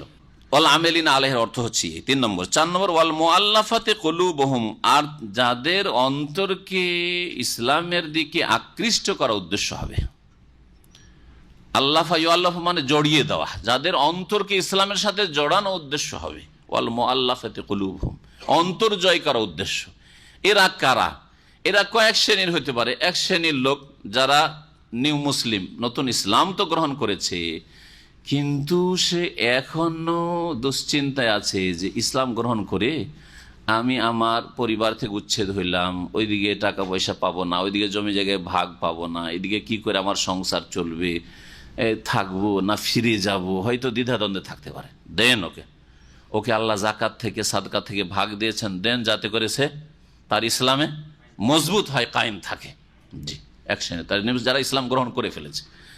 আর এক শ্রেণীর লোক যারা ইসলাম গ্রহণ করেনি কিন্তু ইসলামের খুব কাছাকাছি, একটা বই দিয়েছেন, আগ্রহের সাথে পড়েছে, অথবা মুসলিম ছেলেদের যুবকদের সাথে বা ধার্মিক লোকদের সাথে উঠা বসা রাখে, আন্তরিকতা রাখে, ভালোবাসে, কিন্তু এখন ইসলামে প্রবেশ করেনি, খুব কাছাকাছি, একটুতেই চলে আসবে ইসলামের দিকে, তাহলে ওকে জাকাত থেকে কিছু দেন আকৃষ্ট করার জন্য, যদিও অমুসলিম। 2 নম্বর। 3 নম্বর হচ্ছে যে অমুসলিমদের মধ্যে কার নেতৃস্থানীয় ব্যক্তি, যাদের পিছনে শত শত লোক আছে, এই লোকগুলির দ্বারা ইসলামের উপকারও হতে পারে আবার অপকারও হতে পারে। এরা যদি একটা কথা ইসলামের পক্ষে বলে দেয় তাহলে অনেক ইসলামের খেদমত হয়ে যাবে। বিশেষ করে যেখানে মুসলিম মাইনরিটি আছে, মুসলিম সংখ্যালঘু আর অমুসলিমরা সংখ্যাগরিষ্ঠ, যেমন ভারতে, নেপালে, এইরকম ইউরোপ, আমেরিকা, পশ্চিমা দেশগুলি, এইসব দেশে হয়তো একজন নেতা আছে অমুসলিম, সেই নেতাকে জাকাত থেকে দেওয়া যাবে যদি দেখা যায় যে একে জাকাত থেকে কিছু দিলে তার অনিষ্ট থেকে বাঁচা যাবে, সে আর ক্ষয়ক্ষতি করবে না, মসজিদ তৈরি করতে গিয়ে বাধা দেবে না, আমাদের মাদ্রাসা তৈরি করতে গিয়ে বাধা দেবে না, ইসলামিক শিক্ষা বা ইসলাম চর্চার ক্ষেত্রে বা হেজাব পর্দার ক্ষেত্রে মুখটা বন্ধ করা যাবে, কি জাকাতের কিছু পয়সা দিয়ে মুখটা বন্ধ করা যাবে, হেজাব করতে দিবে, দেওয়া যাবে। তাহলে অনিষ্ট থেকে বাঁচার জন্য অথবা কোনো লাভ হাসিলের জন্য, আপনার ব্যক্তি স্বার্থের লাভ না, কিসের লাভ? ইসলামের যদি লাভ তার দ্বারা হয়, তাহলে এই 3 শ্রেণীর লোক কমপক্ষে মনে রাখবেন যাদেরকে জাকাত দেওয়া যেতে পারে। এরা ওয়াল মুআল্লাফাতি কুলুবুহুম এর অন্তর্ভুক্ত, যাদের অন্তরকে জয় করা উদ্দেশ্য হবে। জি। ওয়াফির রিকাবে, আর রাকাবাতুন মানে গর্দন, রাকাবাতুন মানে গর্দন, ঘাড়কে বলা হয় ঘাড় মাসা, মাসুর রাকাবা, যে ঘাড় মাসার যে বিদাত আছে না, উজুতে ঘাড় মাসা অনেকে করেন না অনেকে, হাত উঠাতে বলবো না কারণ লজ্জিত হবে না, ঘাড় মাসা বিদাত, ঘাড় মাসার হাদিস মওযু জাল, মাসুর রাকাবাতে আমানুন মিনাল গিল্লে, হাদিস জাল, মিথ্যা হাদিস নয় রাসূলুল্লাহ সাল্লাল্লাহু আলাইহি ওয়াসাল্লামের। সুতরাং ঘাড় মাসা করবেন না, এই মাথা এইরকম একটু এদিক থেকে করলেন আর এইভাবে একটা কাটিং দিলেন, এই কাটিং দিবেন না, বরং এই পুরা এইরকম নিয়ে যাবেন আবার ফিরিয়ে নিয়ে আসবেন। এটা হচ্ছে সুন্নতে তরিকা নবী করিম সাল্লাল্লাহু আলাইহি ওয়াসাল্লামের। বিদাতি উজু করলে উজুই হয় না, আর উজুই যদি না হয় তাহলে নামাজ কি করে হবে? সুতরাং এটি 4টে কথা নাই যে করলাম তো কি হইলো, এমন কি বা দোষ করলাম, এগুলি ভুল কথা। কারণ আপনার উজুটা ইবাদত, আর এই ইবাদতে যদি একটা বিদআত ঢুকে তাহলে সেই ইবাদতটা কি হয়ে যায়? রদ। মানে আমেলান লাইসা আলাইহি আমরুনা ফাহুয়া রাদ। সহিহ মুসলিম হাদিস, কেউ যদি এমন একটা আমল করলো, উজুর আমল করলো, কিন্তু নবীর উজু করলো না, তাহলে সেটা রদ, রেজেক্টেড। উজু যখন রেজেক্টেড, তাহলে আপনি বিনা উজুতে আছেন, বিনা উজুতে যখন আছেন নামাজ পড়ছেন, নামাজ হবে? তাহলে এটা যেমন তেমন বিষয় হইল, ঘাড় মাসার বিষয়টা যেমন তেমন বিষয় নয়। নাওয়াইতুল উজু, উজুর নিয়ত পড়ছি, তাহলে আপনার উজু হইল না, বেদাতি কাজ করলেন, উজু হইল না তো নামাজও হবে না, তওয়াফ হবে না, ওইখানে গিয়ে তওয়াফ করছেন, হজের তওয়াফ আর ওমরার তওয়াফ করছেন আপনি, আর বেদাতি উজু দিয়ে, তো উজুই যখন হয়নি তো তওয়াফই হয়নি, তওয়াফের উপর নির্ভরশীল, তওয়াফ না হইলে ওখানে হজ হচ্ছে না, ওমরা হচ্ছে না, সুতরাং ওমরাও গেল, হজও গেল। কোনোদিন চিন্তা করেছেন এই বিষয়গুলি? চোখ খুলতে হবে, মানুষের চোখ, আলেম সমাজকে খুলে দিতে হবে, আর আপনাদেরকে একটু চোখ খুলে চলতে হবে বসিরতের সাথে, অন্ধভাবে চলবেন না যে করলাম তো কোন বা দোষ করলাম, কবিরা গুনাহ করলাম, কবিরা গুনাহ করলাম না, কবিরা গুনাহ করে কয়েক ইবাদত নষ্ট করলেন আপনি, যেমন তেমন বিষয় নয় এটা। অফির রেখা, রাকাবাতুন মানে ঘাড়, তো ঘাড় বলতে এখানে গোলামের ঘাড় মুক্ত করা। হ্যাঁ, গোলাম ব্যক্তিকে তার একটা অঙ্গ বলে ব্যক্তিকে বোঝানো হয়েছে, অর্থাৎ গোলামকে স্বাধীন করা, দাস মুক্ত করা। দাস মুক্ত করবেন কাকে, এই ক্ষেত্রে ভালো করে বুঝে নিতে হবে। এমনি দাস আছে, দাসকে যদি টাকা দেন, একেই যদি আপনি টাকা দেন, দিয়ে মুক্ত করেন, মুক্ত করার ক্ষেত্রে আপনার একটা ব্যক্তিগত বেনিফিট আছে। কারণ হাদিসে আছে আল ওয়ালাউ লিমান আতাকা, যেই ব্যক্তি দাস মুক্ত করে। আজকাল দাসের যুগ নাই, সেজন্য ওইভাবে হয়তো আপনি বুঝতে পারবেন না, কিন্তু সংক্ষেপে মাসলা না বললেও আবার হয় না। দাস মুক্ত করলে দাসটা মুক্ত হয়ে গেল। মুক্ত হয়ে যাওয়ার পরে তো তার তখন ব্যক্তি মালিকানা চলে আসলো, টাকা পয়সা তার মালিক নিতে পারছেন না, কারণ মালিক থেকে স্বাধীন হয়ে গেছে। পরে যে টাকা পয়সাগুলি ইনকাম করলো সেগুলি তার, ঠিক না? যদি তার আপনজন ভাই বেরাদর যারা ওয়ারেসিন হবে, বাপ নেই, ছেলে নেই, ভাই নেই, কেউ নেই, এখন এই ধন ছেড়ে যে এই দাসটা আপনি স্বাধীন করেছেন, দাসটা মারা গেল, মানে স্বাধীনকৃত দাস যেটা আজাদ গোলামটা মারা গেল, এই ধন সম্পদের ভাগ কে পাবে? এটাকে ওয়ালা বলা হয়। কেউ যদি না থাকে কে পাবে? এই যে মালিক যে আজাদ করেছে, হ্যাঁ আজাদ করেছে, সে পাবে। তাহলে জাকাতের পয়সা দিয়ে আপনি দাসমুক্ত করলেন আর জমিতে ভাগ পেলেন আপনি, স্বার্থ আপনার থাকলো না, ব্যক্তিগত স্বার্থ থাকলো। সুতরাং এই ক্ষেত্রে জাকাত দিয়ে দাসমুক্ত করা যাবে না, তাহলে এটা গেল, ক্যান্সেল। জাকাত আর একটা ক্ষেত্র হচ্ছে যে 5-7 মিলে হয়তো টাকা দিয়ে আজাদ করছেন, 5-7 মিলে একসাথে দিয়ে যদি আজাদ করেন, তারপরেও ওখানে আপনাদের ভাগ চলে আসছে। যদি আগে পরে করেন, আপনি হয়তো একটা দাস আজাদ করতে ও মালিক চেয়েছে 1000 টাকা, আপনি 200 টাকা দিলেন, 300 টাকা দিলেন, যেদিন দিলেন ওর মালিক সন্ধ্যাবেলা হিসাব দেয় কি ইনকাম করেছে সেটা তো আমার, কারণ দাসের ব্যক্তি মালিকানা নেই, যা ইনকাম করবে সেটা কার হয়ে যাবে? মালিকের কাছে চলে গেল। তো এইভাবে তো আজাদ হইতে পারে না। এই জন্য এই অবস্থাগুলিতে দাস আজাদ করা এখানে বোঝানো হয়নি। কোন ক্ষেত্রে বোঝানো হয়েছে? মোকাতাব গোলামের ক্ষেত্রে বোঝানো হয়েছে। মোকাতাব গোলাম কাকে বলা হয়? তাহলে বুঝতে হবে ফিকহের মাসলা, এটা একটা হাদিস আছে, ফিকহেও আছে। কখনো কখনো মালিকের সাথে দাস একটা লিখিত চুক্তি করে নেয়, এটা প্রস্তাব হয় দাসের পক্ষ থেকে হয় অথবা মালিকের পক্ষ থেকে। মালিক বলে যে তুই যদি আমাকে 1000 দিরহাম দিয়ে দিস বা দিনার দিয়ে দিস, তাহলে তোকে স্বাধীন করে দেবো। দেখ কোথায় তুই যদি পাইস, কেউ হেল্প করে, যা কালেকশন কর, হ্যাঁ, আর যদি কেউ যদি জাকাত টাকা দিয়ে যদি তোকে আজাদ করে দেয়, তোকে আমি আজাদ করে দেবো। তাহলে এত টাকা কিন্তু আমাকে দিতে হবে। কিনলেন না আপনারা, কিন্তু হেল্প করছেন। ও যদি লেখাপড়া করে নিয়েছে যে 1000 টাকা মালিককে দিতে পারলে আমি ওখান থেকে ছুটি পেয়ে যাব, স্বাধীন হয়ে যাব। এটা হচ্ছে মুকাতাব গোলাম। আপনারা এখন জাকাত থেকে দিতে পারেন, এতে আপনাদের ওই যে ও মারা গেলেও ধন সম্পদে ভাগ পাও, এটা আপনি পাবেন না। কারণ স্বাধীন করছে কে? আপনার স্বাধীন করছেন, আপনার সাথে জাকাত দিয়ে স্বাধীন করছে ও মালিক। ওর সাথে কথাবার্তা হয়ে গেছে, মুকাতাব এত টাকার বিনিময়ে তোকে স্বাধীন যা। তো এই ক্ষেত্রে তো এখানে মুকাতাব গোলাম যদি কেউ থাকে, গোলামের যুগ যদি কোনোদিন ফিরে আসে যেমন ছিল বিগত যুগে, তাহলে তখন এই গোলাম দাসমুক্ত করার ক্ষেত্রে জাকাত দেওয়া যাবে। কটি হলো? ফকির, মিসকিন, কর্মচারী জাকাতের, তারপরে যাদেরকে অন্তরকে জয় করা উদ্দেশ্য হবে, 5 নম্বর হচ্ছে দাসমুক্ত করা, 6 নম্বর হচ্ছে অলগারেমিন। হ্যাঁ, আজকাল গারামা বলছে আরব দেশগুলিতে, এখানে বলছে না গারামা। কাকে বলছে? পেনাল্টি, ফাইনকে, তাই না? ফাইনকে গারামা। যে আপনি সিগন্যাল কেটে গেলেন, গারামা পড়ে গেল, এটাতে ফাইন, পেনাল্টি। এখানে ওই পেনাল্টি নয়, এখানে গারাম মানে আপনি ঋণগ্রস্ত, ঋণের বোঝা এমন চেপে গেছে যে মুক্ত হইতে পারেন না। আপনার রুজি রোজগার দিয়ে উপায় নেই, সংসারই চলেন, আপনি কি করে মুক্ত হবেন ঋণ থেকে? এইরকম যদি ঋণের বোঝা আপনার চেপে যায়, তাহলে জাকাত নিতে পারবেন আপনার ঋণ মুক্ত হওয়া পর্যন্ত। ব্যাস, ঋণ মুক্ত হলেই আর তারপরে আপনার ইনকাম দিয়ে সংসার চলে, আপনার জন্য জাকাত নেওয়া তখন হারাম হয়ে যাবে, শুধু ঋণ মুক্ত হওয়ার জন্য। ঋণ নিজের ঋণ হোক অথবা অন্যের বোঝা উঠাতে গিয়ে ঋণ হোক, বিশেষ করে অন্যের বোঝা উঠাতে গিয়ে যে ঋণটা হয়, ওই ক্ষেত্রে নবী সাল্লাল্লাহু আলাইহি ওয়াসাল্লাম হাদিসে আছে যে ব্যক্তি জামানত নিয়েছে, জামানত নিয়ে ফেঁসে গেছে, সেই ব্যক্তি 1 নম্বরে হকদার এই জাকাতের। কেমন সেটা? যেমন একটা লোক, ওর কাছে 50,000 রিয়াল, কেউ পাবে, দিতে পারে না, তখন ওকে জেলে দিচ্ছে বা মারধর করছে, গলায় গামছা দিচ্ছে, রাস্তাঘাটে অপমান করছে। আপনাকে মায়া লাগলো, ভাই আমি এর জিম্মা নিচ্ছি, আমি জিম্মা নিচ্ছি, ও যদি না দেয় 1 মাস 2 মাস কতদিনে তুমি দিতে পারবে? ও বললো যে আমি 3 মাসে দিয়ে দেবো। ঠিক আছে, 3 মাস যদি না দেয় তো এটা আমি নিচ্ছি জিম্মা, আমি দায়িত্ব নিচ্ছি, আমি এর দায়িত্বশীল, আমি দেবো। তাহলে দায়িত্ব আপনি নিয়ে ফেললেন। ও ওখান থেকে কেটে পড়লো, দিল না। 3 মাসে দিতে ছিল, দিল না, হয়তো দিয়ে দিল তো ভালো কথা, বা দিতে পারলেন না, ফেঁসে গেলেন আপনি। এখন অপরের বোঝায় আপনি কি করে দেবেন এত টাকা, আর অপরের বোঝা উঠিয়েছেন আপনি। তখন আপনার জন্য যদিও আপনি সচ্ছল, মাশাআল্লাহ আপনার সংসার চলে যাচ্ছে, কিন্তু অন্যের যেহেতু ঋণের বোঝা আপনার কাঁধে উঠিয়েছেন, আর সেই ব্যক্তি জামানত নিয়েছেন, সেই ব্যক্তি কেটে পড়েছে, পালিয়ে গেছে, হয়তো উধাও হয়েছে, সেই জন্য এইখানে যাকাত দিয়ে আপনি ঋণ মুক্ত হইতে পারবেন। এটা হচ্ছে গারেম দামিন, এখানে যে জিম্মেদারি নিয়েছে, দায়িত্ব জামানত নিয়েছে।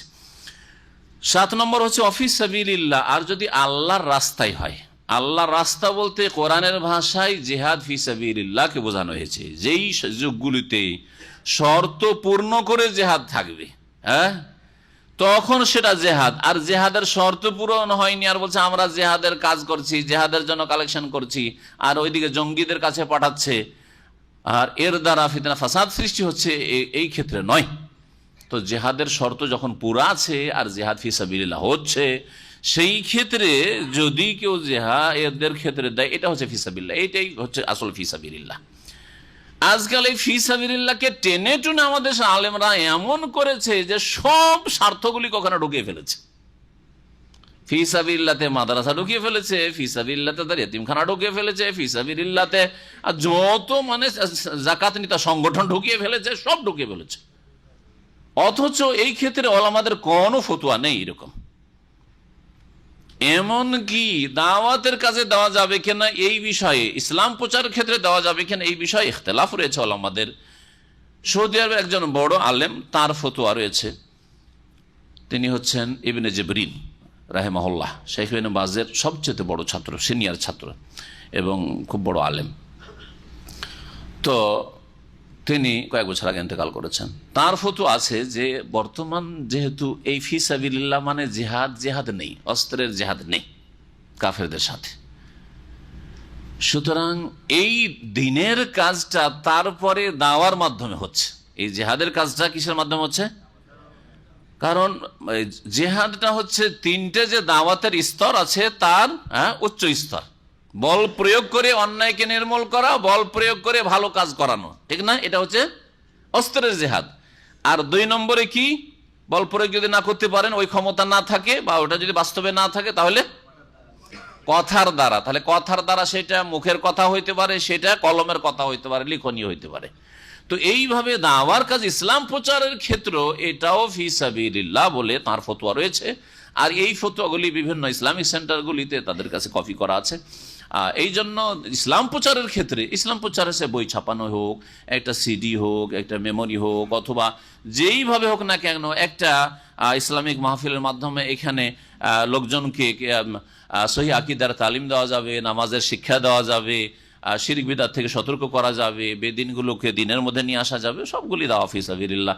অমুসলিমকে দাওয়াত দেওয়া যাবে ইসলামের জন্য, অমুসলিমের দাওয়াত হোক, অথবা মুসলিম যারা ফরজ ওয়াজিব ত্যাগকারী, হারাম নাজায়েজে লিপ্ত রয়েছে তাদের দাওয়াত হোক, অথবা মুসলিমদের মধ্যেকার শিরক বিদআতকারী, বিদআতপন্থীদের দাওয়াত হোক। দাওয়াতের 3টো ক্ষেত্রেই ফি সাবিলিল্লাহ, 3টো ক্ষেত্রকেই শামিল বেশ কিছু উলামায়ে কেরাম আমাদের কাছে। কিন্তু এটাকে আরো ব্যাপকতা দিয়ে যারা অফিসিয়াল কাজ করছে ধরেন, কিন্তু একটা সংগঠনে তাদের বেতন আর তাদের ইত্যাদি ইত্যাদি, তারা দুনিয়ার সাবজেক্ট পড়াচ্ছে, তাও তাদের আর বেতন, যেহেতু মাদ্রাসার একটা দুনিয়ার সাবজেক্ট ইংলিশ পড়াচ্ছে, অথবা বাংলা পড়াচ্ছে, অথবা এটা সায়েন্স পড়াচ্ছে, চলো ওরও বেতন যাকাত থেকে, এগুলো জায়েজ নয়। এগুলি তিলকে তাল করে দেওয়া হয়েছে। এই ক্ষেত্রে আল্লাহকে ভয় করা উচিত।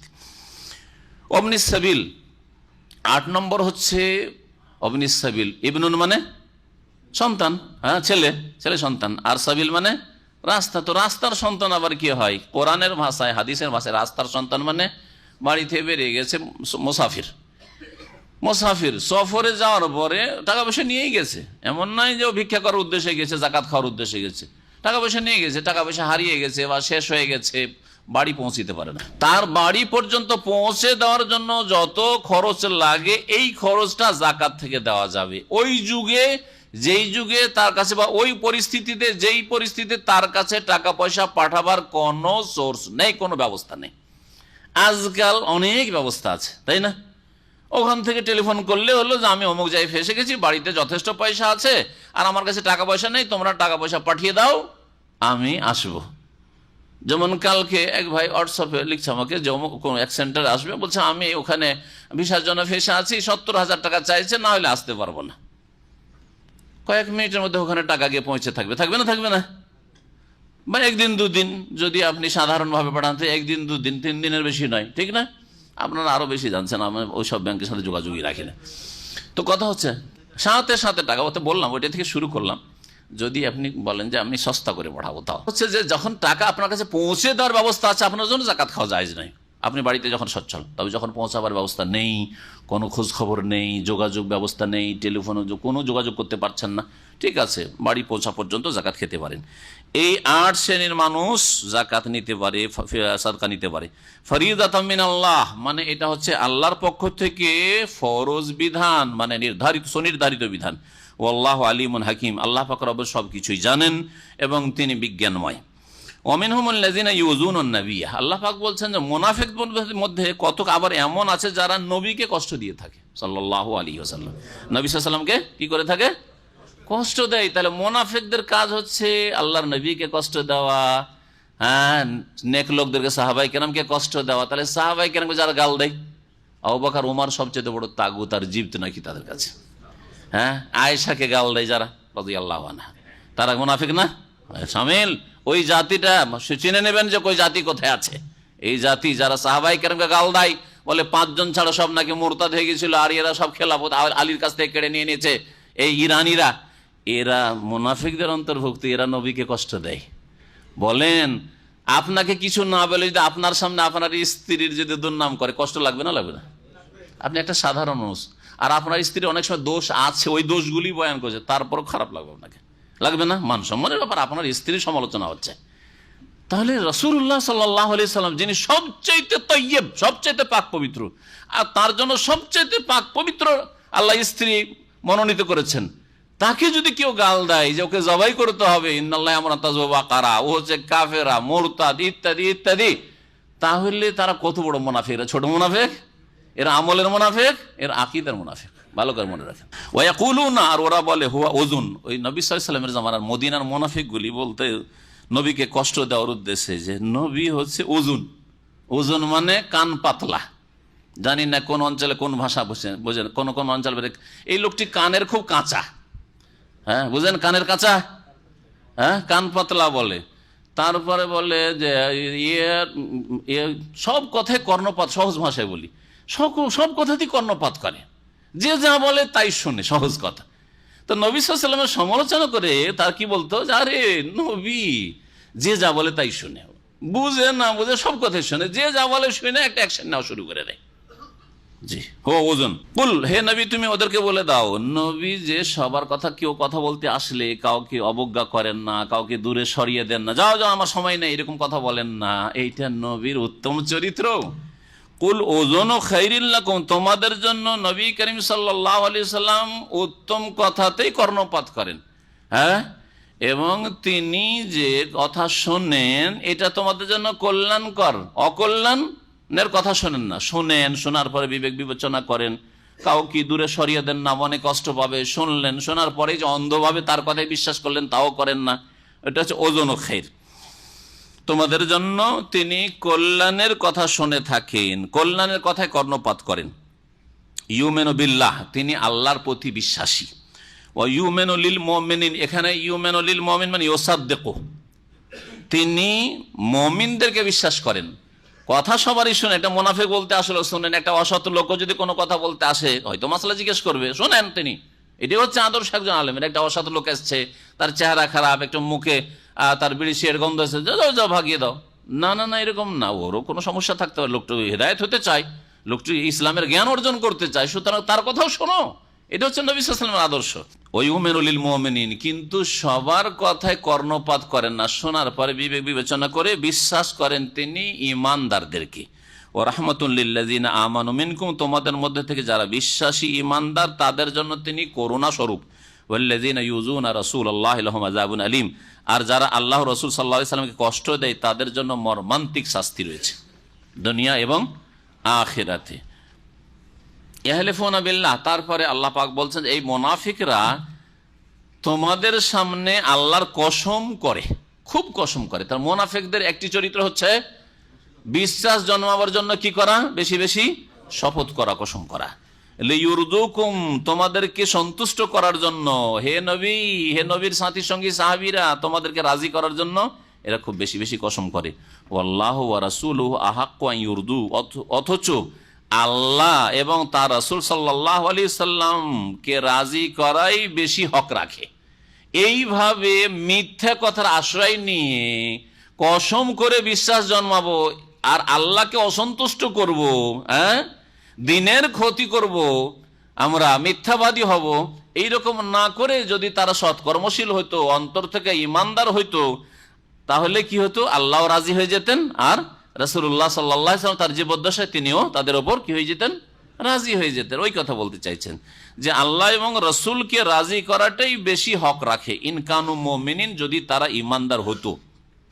আলাম ইয়ালামু, এই মুনাফিকরা কি জানে না, আন্নাহু মান ইউহাদিদিল্লাহ ওয়া রাসূলাহ, যারা আল্লাহ এবং রাসূলের বিরুদ্ধাচরণ করে, ফাআন্না লাহু নারা জাহান্নামা, তাদের জন্য নিঃসন্দেহে জাহান্নামের আগুন রয়েছে, খালিদিনা ফিহা, সেখানে তারা চিরকাল বসবাস করবে। যালিকাল খিজুল আজিম, আর এটি হচ্ছে সবচাইতে বড় লাঞ্ছনা, মহা লাঞ্ছনা। আল খিজিয়ুন মানে লাঞ্ছনা, আর আজিম মানে হচ্ছে মহা, এটি হচ্ছে মহা লাঞ্ছনা তাদের। ইয়াহজারুল মুনাফিকুনা আন তুনাজ্জাল আলাইহিম সূরাতুন তুনাব্বিউহুম ফি কুলুবিহিম, মুনাফিকরা সবসময় ভয়ে ভীতু থাকতো যে কখন যে আমাদের মুখোশ উন্মোচন করে দেওয়া হয়, কখন যে নবীকে জানিয়ে দেওয়া হয় আমরা এই যে দুর্নীতি করছি, আমরা যে ভিতরে ভিতরে ষড়যন্ত্র করছি, আমরা যে ইহুদিদের সাথে গোপনে সম্পর্ক রাখছি, আর ওদেরকে বলছি যে তোমরা ওই দিক থেকে হামলা করবে, এইদিকে যে বিভিন্ন গোত্রীকে বলছি আসো না, তোমরা কি করছো, তাড়াতাড়ি করে তোমরা মদিনার উপর হামলা করো না, আমরা তো আছি তোমাদের সাথে। কখন যে এগুলো জানিয়ে দেওয়া হয় আর কখন যে কি করে মুহাম্মদ আমাদের বিরুদ্ধে, সবসময় ভয়ে থাকে এরা। আল্লাহ পাক বলছেন ইয়াহজারুল মুনাফিকুনা, মুনাফিকরা আশঙ্কাই রয়েছে যে আনতুনাজ্জালা আলাইহিম সূরা, তাদের সম্পর্কে কোন সূরা নাযিল হয়ে যেতে পারে, তুনাব্বিউহুম বিমা ফি কুলুবিহিম, তাদের হৃদয়ে যে কুফরি আর ইসলাম মুসলিমের বিরুদ্ধে ষড়যন্ত্র রয়েছে সে সম্পর্কে সেই সূরা তাদেরকে জানিয়ে দেবে, মানে নবী করিম সাহাবাই কেরামদেরকে জানিয়ে দেবে। ইয়াহজারুল মুনাফিকুনা আন তুনাজ্জালা আলাইহিম, আলাইহিম আলাল মুমিনিন, নবী সাল্লাল্লাহু আলাইহি ওয়াসাল্লাম মুমিনদের উপর। তো মুনাফিকরা আশঙ্কায় ছিল বা আশঙ্কায় থাকতো কি, আনতুনাজ্জাল আলাইহিম, যে নবী সাল্লাল্লাহু আলাইহি ওয়াসাল্লাম সাহাবাই কেরামদের কাছে এমন কোন সূরা নাযিল না হয়ে যায়, তুনাব্বিউহুম বিমা ফি কুলুবিহিম, তাদের অন্তরে যা কিছু রয়েছে মুনাফিকদের সে সম্পর্কে সেই সূরা জানিয়ে না দেই। কুল, হে নবী বলো তাদেরকে, ইস্তাহজিউ, তোমরা ঠাট্টা তামাশা করছো, তোমরা ঠাট্টা মজাক করছো, বিদ্রুপ করছো, উপহাস করছো। শোনো, ইন্নাল্লাহ মুখরিজুম মা তাহজারুন, তোমরা যে সম্পর্কে আশঙ্কায় রয়েছে তা আল্লাহ অবশ্যই বের করে দেবেন, মানে উন্মোচন করে দেবেন, খুলে দেবেন, জানিয়ে দেবেন নবীকে, সাহাবাই কেরামদেরকে জানিয়ে দেবেন, ওহির মাধ্যমে জানিয়ে দেবেন আল্লাহ পাক রব্বুল আলামিন নবীকে। তখন নবী করিম সাহাবাই কেরামদেরকে সতর্ক করে দেবেন যে এরা মুনাফিক, সাবধান। ওয়ালা ইন সাআলতাহুম লা ইয়াকুলুন্না, ওদেরকে যদি জিজ্ঞেস করো, এই মুনাফিকরা করতো কি নবী করিম সাল্লাল্লাহু আলাইহি ওয়াসাল্লাম সাহাবাই কেরামদের সম্পর্কে, তারা খারাপ কথা বলত, মিথ্যা কথা বলত। তার মধ্যে তাবুকের সফরের, এখানে প্রসঙ্গ হচ্ছে তাবুকের সফরের একটি ঘটনা এই ছিল যে তাবুকের সফরে কিছু মুনাফিক গিয়েছে, অধিকাংশ তো যায়নি, বাহানা করে থেকে গেছে, কিছু গিয়েছে। ওরা কথায় কথায় বলছে যে আরে কোন জাতিকে এই মোহাম্মদ আর মোহাম্মদের সাথী সঙ্গীর চাইতে পেটুক দেখিনি, আর লড়াইয়ের ক্ষেত্রে এত কাপুরুষ দেখিনি, আর দান খায়রাতের ক্ষেত্রে, খরচ করার ক্ষেত্রে এত কৃপণ দেখিনি। মারা আইনা মিসলা কোর্রা আইনা, এই যে কোর্রা কারির বহু বচন, কোর্রা হাফেজ বা সাহাবাই কেরামদেরকে বোঝানো হয়েছে। এই আমাদের যে হাফেজগুলো আছে না, যেমন আজকাল অনেকে ঠাট্টা মজাক করে এই আরবিগুলো, জাহেলগুলো মুতাওয়া বলে, মোতাওয়া যদি একটু গাড়ি যদি একটু টান দিয়ে দেয় তো আরে বাপরে চরম অন্যায় করে দিল, আর ওরা যদি 7 খুন করে দেয় তাও কিছু না। এটাও মুনাফিকি চরিত্র, একই নজরে দেখতে হবে। আর ভুল যে যতটা ভুল করেছে ততটাই ভুল বলতে হবে। একজন দাঁড়িয়ে লোক ভুল করলে অনেক বড় ভুল হয়ে গেল, আর তোমার জন্য 7 ক্ষণ সব মাফ হয়ে গেল, এটা কোথায় ফেলে? খারাপ লোক যারা বহু খারাপ কাজ করছে তাদের সম্পর্কে তাদের সমালোচনা নেই, কিন্তু ধার্মিক লোকদের যদি একটু তিল পায় তো এটাকে তাল করে ফেলে। জি, তাহলে এটা মুনাফিক চরিত্র। তো তারপরে নবী সাহাবায়ে কেরামদের সামান্য এইসব দোষ ছিল না। কি বলেছে? মারাইনা মিসলা কোরআন। আমাদের এই যে হাফেজগুলো আছে না, এই যে সাহাবীরা সম্পর্কে বলছে, এই যে মুহাম্মদের সাথী সঙ্গীরা সাল্লাল্লাহু আলাইহি ওয়াসাল্লাম, এদের আরগাবু বুতুনান, পেটের ক্ষেত্রে বড়ই উদ্গ্রীব আগ্রহী। পেট পূজাতে এরা একবারে ফার্স্ট, কোথায় খেতে আছে ভালো খাবার, এই আরগাবু বুতুন। অথচ না খেয়ে খেয়ে পেটে পাথর বেঁধে জিহাদ করছেন সাহাবীরা। কত মিথ্যা কথা মুনাফিকদের। ওয়ালা আকযাবা আলসানান, আর ভাষায় এত মিথ্যুকেরা, কথা খুব মিথ্যা বলে। সাহাবী রাসূলুল্লাহ সাহাবায়ে কেরাম সম্পর্কে এই মুনাফিকরা বলছে। ওয়ালা আজবানা ইনদাল লিকা, আর যুদ্ধের ময়দানে রণক্ষেত্রে আসলে এদের চাইতে বড় সার দেখিনি। এই কথাগুলি আপোষে মুনাফিকরা বলাবলি করেছে। একজন যুবক সাহাবী যায়েদ বিন আরকাম শুনে নিয়েছে, এইরকম কথা বললে ওয়াল্লাহি আল্লাহর কসম করেছে, লা উখবিরান্না রাসূলুল্লাহ সাল্লাল্লাহু আলাইহি ওয়াসাল্লাম, এক্ষুনি কি আমি আল্লাহ রাসূলকে বলবো সাল্লাল্লাহু আলাইহি ওয়াসাল্লাম। আমার আর বরদাস্ত হয়ে দৌড় দিয়ে ছেলে ছুটেছে, দৌড় দিয়ে গিয়ে বলতে যাচ্ছে, তার আগে ওহী 7 আসমান উপর থেকে নেমে গেছে। জিবরাইল তার আগে নেমে বসে আছে যে এই কথাগুলি এখনই বলছিল, সব জানিয়ে দেওয়া হয়েছে। আর এই যে কয়েকটি আয়াত আছে, এই আয়াতগুলি মুনাফিকদের সম্পর্কে নাজিল হয়। তখন আল্লাহ পাক বলছেন, নবী করিম সাল্লাল্লাহু আলাইহি সাল্লামকে আল্লাহ জানিয়ে দিলেন যে একটু পরে মুনাফিকগুলো দৌড় দিয়ে আসবে, কারণ দেখলো যে যায়েদ বিন আরকাম ছেলেটা তো গিয়ে কমপ্লেন করে দিল, আমাদের তো অবস্থা খারাপ হয়ে যাবে, হয়তো কি হয় না হয়, জান বাঁচা মুশকিল। অথচ মুনাফিকে কোনোদিন নবী সাল্লাল্লাহু আলাইহি ওয়াসাল্লাম খুন করেন নাই, কিন্তু ওদের ভয় ছিল। তো এসে বলছে, ইয়া রাসূলুল্লাহ, আসলে আমাদের আসলে ঠাট্টা মজাক করার উদ্দেশ্য ছিল না, আপনাদের মানহানি করার উদ্দেশ্য ছিল না, আর সাহাবায়ে কেরাম সম্পর্কে কোনো এরকম খারাপ আমাদের মন্তব্য উদ্দেশ্য ছিল না। ইন্নামা কুন্না নাখুযু ওয়া নালআব, আসলে আমরা রাস্তা খুব লম্বা, 700-800 কিলোমিটার রাস্তা, এত লম্বা রাস্তা অতিক্রম করার জন্য, টাইম পাসের জন্য একটু আমোদ ফুর্তি করা লাগে, তাই না? এই জন্য একটু আমরা খেলতামাশা করছিলাম, আর রসিকতার ছলে একটু বলেছি, হ্যাঁ, একটু আলাপ আলোচনা করেছিলাম, হ্যাঁ, না খুঁজো মানে আলাপ আলোচনা করেছিলাম, আর না আমার একটু খেলতামাশা মানে রসিকতা করছিলাম, আমাদের মনে কিছু নাই। বুঝতে পারছেন না? মুনাফিকদের কথা তো খুব, হ্যাঁ, খুব চাকচিক্যময়। জি, তুজিবুক আজসামহুম, তাদের রূপ চেহারাও তোমাদেরকে ভালো লাগবে। সূরা মুনাফিকুন, আল্লাহ বলছেন তাদের ভাষাও খুব মিষ্টি। তাই আল্লাহ বলছেন, আয়াত নাযিল হয়ে যাচ্ছে।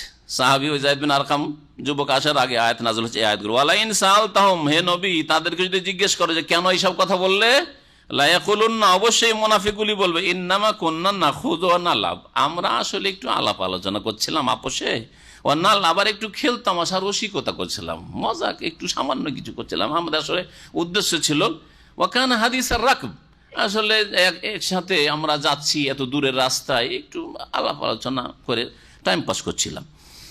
কুল, হে নবী, ওরা যখন এইরকম কথা বলবে যে আমরা আসলে ঠাট্টা মজাক করিনি, আমরা একটু খেলাধুলা করছিলাম আর একটু আলাপ আলোচনাই করছিলাম, উদ্দেশ্য আমাদের অসৎ ছিল না, তখন তাদেরকে বলবে তুমি, আবিল্লাহি ওয়া আয়াতিহি ওয়া রাসূলিহি কুনতুম তাস্তাহজিউন, কি তোমরা আল্লাহ সম্পর্কে এবং তার আয়াত সম্পর্কে এবং তার রাসূল সম্পর্কে ঠাট্টা বিদ্রুপ করবে, মজাক করবে, উপহাস করবে?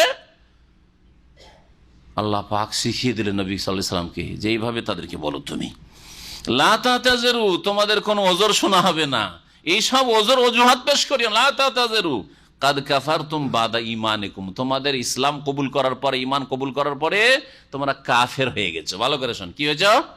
কাফের। কাদ কাফারতুম বাদা ঈমানিকুম, তোমরা কাফের হয়ে গেছো। ওরা তো প্রথমখানি মুসলিম হয়নি, কিন্তু বাহ্যিক ইসলামে প্রবেশ করেছিল আর ভিতরে কুফরি ভরা ছিল। কাদ কাফারতুম মানে কুফরিটা তোমরা এখন প্রকাশ করে দিয়েছে। উদ্দেশ্য হচ্ছে তোমাদের কুফরির বহি প্রকাশ হয়ে গেছে, যা তোমাদের অন্তরে লুকায়িত ছিল। কাদ কাফারতুম বাদা ঈমানিকুম। দেখেন এই আয়াত নিয়ে একটু গভীরভাবে চিন্তা করেন। এরা ঠাট্টা মজাক আল্লাহকে নিয়ে করেছিল কি? করেনি। কোরআনের কোন আয়াতকে নিয়ে করেছিল কি? কাদেরকে নিয়ে করেছিল? সাহাবায়ে কেরামদেরকে নিয়ে।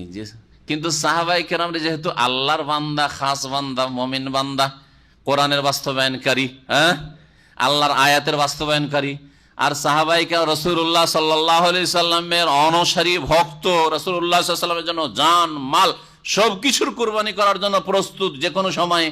সুতরাং সাহাবায়ে কেরামদেরকে নিয়ে উপহাস করাকে আল্লাহ কি বলে আখ্যায়িত করলেন?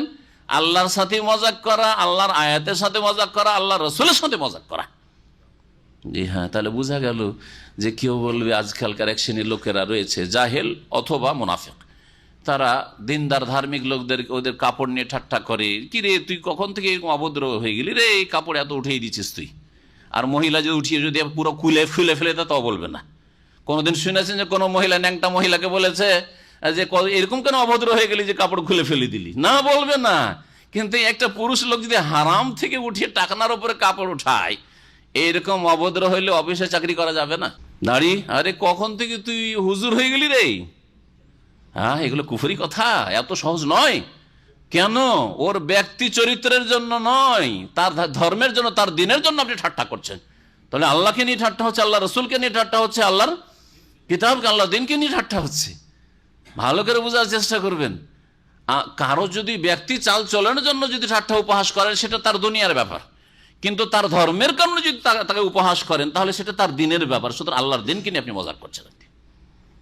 এটা কুফরি, এটা মুনাফিকের চরিত্র, বড় মুনাফিকদের চরিত্র।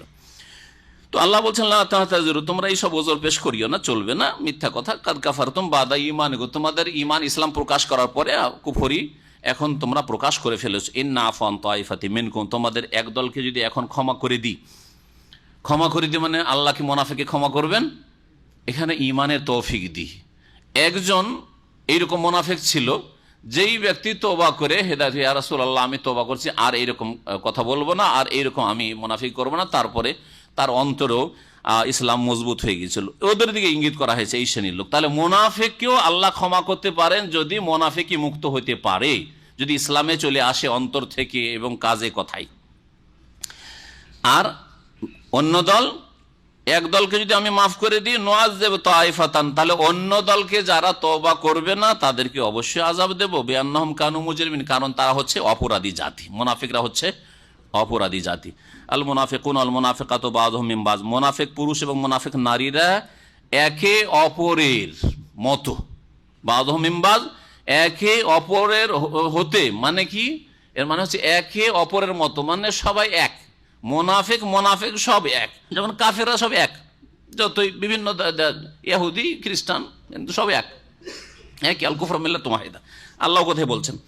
ইয়ামুরুনা বিল মুনকার, এরা অন্যায় কাজের নির্দেশ দেয়, যেখানে অন্যায় কাজ আছে ওগুলো চলুক। ওয়া ইয়ানহাউনা আনিল মুনকার, ভালো কাজে বাধা দেয়। এরা ভালো কাজে কি করে? বাধা দেয়। তাহলে যেই প্রচার মাধ্যম, যেই টিভি, শান্তির টিভি, পিস টিভি, যদি আল্লাহ এবং রসুলের কথা বলে, কোরআন এবং হাদিসের কথা বলে, মানুষের চরিত্র গঠন করে, বেনামাজিকে নামাজি বানায়, মুশরিককে মুওয়াহিদ বানায়, বিদআতীকে সুন্নতের অনুসারী বানায়, তাহলে ভালো কাজের নির্দেশ দিচ্ছে না? দিচ্ছে না। ভালো কাজে যারা বাধা দেয় তাদের সম্পর্কে আল্লাহ বলছেন এরা মুনাফিক। আর অন্যায় কাজ করার জন্য যারা ছাড় দেয়, অশ্লীলতা ছড়াচ্ছে, ভারতের যত অশ্লীল টিভি চ্যানেল রয়েছে সবগুলির অনুমতি আছে, বাংলাদেশে অসুবিধা নেই। তাই এটা মুনাফিক চরিত্র নয়, ওগুলোতে বাধা নেই। আর কি করে তারা? ওয়াকবেজুন আইদিয়াহুম, আর তাদের হাতকে গুটিয়ে নেয়, মানে তারা কৃপণ খরচ করতে চায় না। নাসুল্লাহ, তারা আল্লাহকে ভুলে গেছে। ফানাসিম, আল্লাহ তাদেরকে ভুলে যাবেন। ইন্নাল মুনাফিকিনা হুমুল ফাসিকুন, নিঃসন্দেহে মুনাফিকরাই হচ্ছে বড় পাপাচারী। ওয়াদাল্লাহুল মুনাফিকিনা ওয়াল মুনাফিকাত ওয়াল কুফার, আল্লাহ পাক মুনাফিক পুরুষ, মুনাফিক নারী এবং কাফেরদের সাথে ওয়াদা করেছেন কিসের? নারা জাহান্নাম, জাহান্নামের আযাবের, আগুনের। খালিদিনা ফিহা, সেখানে তারা চিরকাল থাকবে। হিয়া হাসবুহুম, সেই জাহান্নামের আগুন তাদের জন্য যথেষ্ট হবে। ওয়ালানাহুমুল্লাহ, আল্লাহ তাদের উপর লানত, অভিসম্পদ করেছেন। ওয়ালাহুম আযাবুম মুকিম, এবং তাদের জন্য স্থায়ী শাস্তি রয়েছে। এখানেই আজকের তাফসীর শেষ করলাম, সময় শেষ হয়ে গেছে। আল্লাহ পাক রব্বুল আলামিন যেন আমাদেরকে কোরআন কারীমের এই দর্শকে কবুল করেন, এবং এর দ্বারা আল্লাহ পাক রব্বুল আলামিন আমাকে, আপনাদেরকে, সকল মুসলিমকে উপকৃত হওয়ার যেন তৌফিক দান করেন। যারা বিশেষভাবে এখানে হাজির হয়েছেন, আল্লাহ পাক রব্বুল তাদের দুনিয়ার বালা মুসিবত যেন দূর করে দেন। আল্লাহ পাক রব্বুল আলামিন আমাদের সকলকে জান্নাতুল ফিরদৌস যেন দান করেন। কোরআন কারীম দিয়ে আমাদের অন্তরকে আলোকিত করার তৌফিক দান করেন, আমাদের আখলাক চরিত্রকে সুন্দর করার তৌফিক দান করেন। ইবাদত বন্দেগীতে আল্লাহ পাক রব্বুল আলামিন অগ্রগামী হওয়ার তৌফিক যেন দান করেন। ওয়া সাল্লাল্লাহু আলা নবিয়িনা মুহাম্মদ ওয়া আলা আলিহি ওয়া সাহবিহি আজমাইন। একবার জিজ্ঞেস করেছেন যে কোন ব্যক্তি যদি মৃত্যুর আগে গোসল করে থাকে, ওযুও করে থাকে, তারপরে মওত হয়ে যায়, তো মওতের পরে কি তাকে গোসল দিতে হবে? হ্যাঁ, গোসল দিতে হবে। যদিও গোসল করার সাথে সাথেই মারা গেছে, তারপরেও মওতের পরে একটা গোসল ফরজ। বা ওয়াজিব সেই গোসল দিতে হবে। যে মাইয়েতের গোসল একটি ফরজ, যে ফরজ গোসল করেছে দরুস মহিম্মাতে আলোচনাগুলি মনে এসছে। জি হ্যাঁ, তো গোসল করাইতে হবে।